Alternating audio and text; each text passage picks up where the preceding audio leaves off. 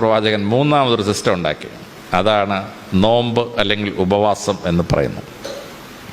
മറ്റു മതങ്ങൾക്കൊക്കെ ഉപവാസമാണ്. ഉപവാസം എന്ന് പറഞ്ഞാൽ ലെസർ ലൈഫ്, പൂർണ്ണതയില്ലാത്ത ജീവിതം എന്നാണ് ഉപവാസം എന്ന വാക്കിൻ്റെ അർത്ഥം. പ്രവാചകന് ഉപവാസം എന്നുള്ള വാക്കെടുത്തില്ല, പ്രവാചകൻ നോമ്പ് എന്ന വാക്കെടുത്തു. ആ നോമ്പിന് ക്ലാസിക്കൽ അറബിയിൽ രോഗങ്ങളെ സൗഖ്യമാക്കുന്ന കാലം എന്നാണ് അർത്ഥം.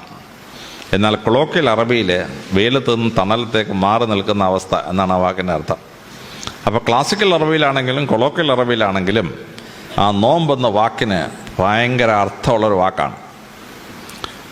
അപ്പോൾ മറ്റു മതങ്ങൾ പറഞ്ഞു ഇറച്ചി തിന്നരുത്, മീൻ തിന്നരുത് എന്നൊക്കെ പറഞ്ഞു. പ്രവാചകൻ പറഞ്ഞു, നിങ്ങൾ തിന്നുന്ന ആഹാരത്തിലല്ല പ്രശ്നം, നിങ്ങൾ 12 മണിക്കൂർ സൂര്യനുദിച്ച് സൂര്യസ്തമിക്കുന്ന കാലം വരെ പട്ടിണിയിരിക്കണം, ഒന്നും വെള്ളം പോലും അകത്തോട്ട് പോകരുത്, അങ്ങനെ നോമ്പ് അനുഷ്ഠിക്കണം.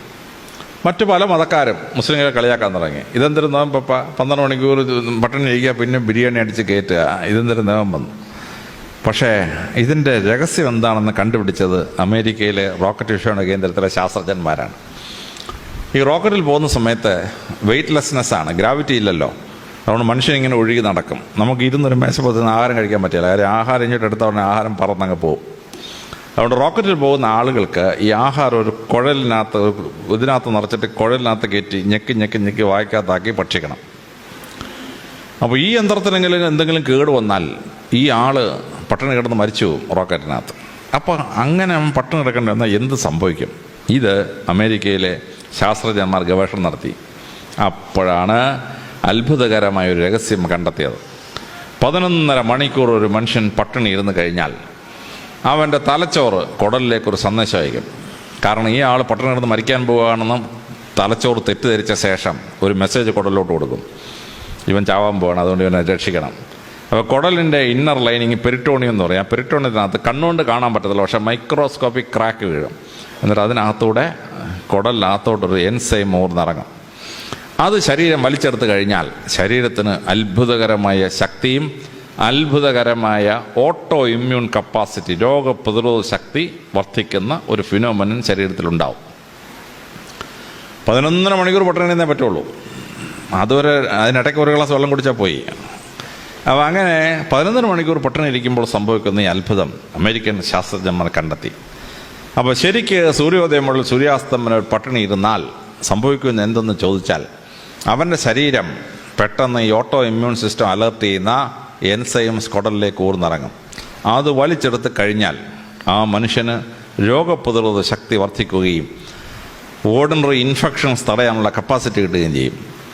ഇനി അങ്ങനെയുള്ള കപ്പാസിറ്റി കിട്ടുന്നതിൻ്റെ ഭാഗമായി നമുക്ക് ചില പ്രത്യേക രോഗങ്ങളെ റെസിസ്റ്റ് ചെയ്യാൻ പറ്റും. അതിലൊന്നാണ് ക്യാൻസർ. ക്യാൻസർ എന്ന് പറഞ്ഞാൽ ഓട്ടോ ഇമ്മ്യൂൺ കപ്പാസിറ്റി കുറയുമ്പോൾ ശരീരത്തിലെ സെൽ ഡിവിഷൻ അൺകൺട്രോൾഡ് ആകുമ്പോൾ ഉണ്ടാകുന്നൊരു സംഭവമാണ് ഈ ക്യാൻസർ. ശരിക്കും നോമ്പ് നോക്കുന്നൊരു മുസ്ലിമിന് ക്യാൻസർ വരാനുള്ള സാധ്യത വളരെ കുറവാണ്. നിങ്ങൾ RCCയിൽ പോയി ഏറ്റവും കുറവ് ക്യാൻസർ വരുന്ന ആർക്കാണെന്ന് ചോദിച്ചാൽ ഡോക്ടർമാർ എപ്പോഴും പറഞ്ഞുതരും, നെറ്റിയിൽ താഴമ്പുള്ള മുസ്ലിം വളരെ അപൂർവമായിട്ട് ക്യാൻസർ പിടിച്ച് റീജിയണൽ ക്യാൻസർ സെൻ്റർ ചെല്ലാറുള്ളൂ.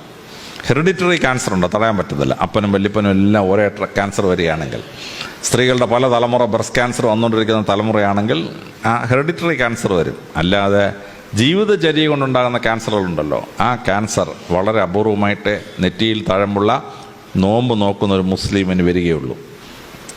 എയ്ഡ്സ് രോഗം വരാനുള്ള സാധ്യത വളരെ കുറവാണ്. കാരണം അക്വയർഡ് ഇമ്മ്യൂണിറ്റി ഡെഫിഷ്യൻസിയാണ് എയ്ഡ്സ്. ആ ഇമ്മ്യൂണിറ്റി ശക്തിപ്പെടുന്നതുകൊണ്ട്, നോമ്പ് നോക്കുമ്പോൾ ശക്തിപ്പെടുന്നതുകൊണ്ട് സാധാരണ ഒരു എയ്ഡ്സ് പിടിക്കുകയില്ല. എന്ന് പറഞ്ഞ് മോശം പെണ്ണുങ്ങളുടെ കൂടെയൊക്കെ പോയാൽ പിടിക്കുകയോ അത് വേറെ കാര്യമെങ്കിലും, ഈ അല്ലാതുള്ള എയ്ഡ്സ് ഉണ്ട്, ഈ ഇമ്മ്യൂണിറ്റി കുറഞ്ഞുണ്ടാകുന്ന എയ്ഡ്സ്, ആ എയ്ഡ്സ് ഉണ്ടാവില്ല നോമ്പ് നോക്കുന്ന ഒരു മുസ്ലിമിന്.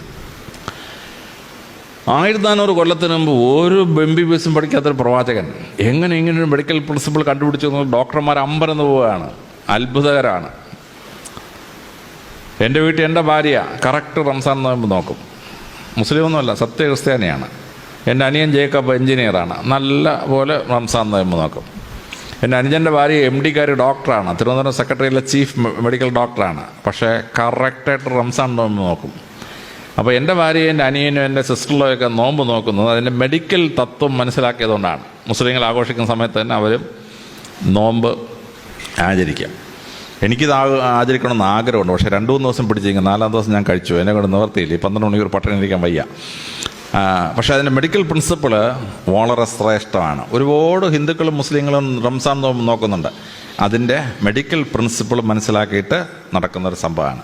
അപ്പോൾ പ്രാർത്ഥനയുടെ ഭാഗമായി നോമ്പ് ഫിക്സ് ചെയ്തപ്പോൾ പരിശുദ്ധ പ്രവാചകൻ അത്ഭുതകരമായൊരു പ്രിൻസിപ്പിൾ അതിൻ്റെ ഭാഗമായി ചേർത്ത് നമുക്ക് തന്നിരിക്കുകയാണ്.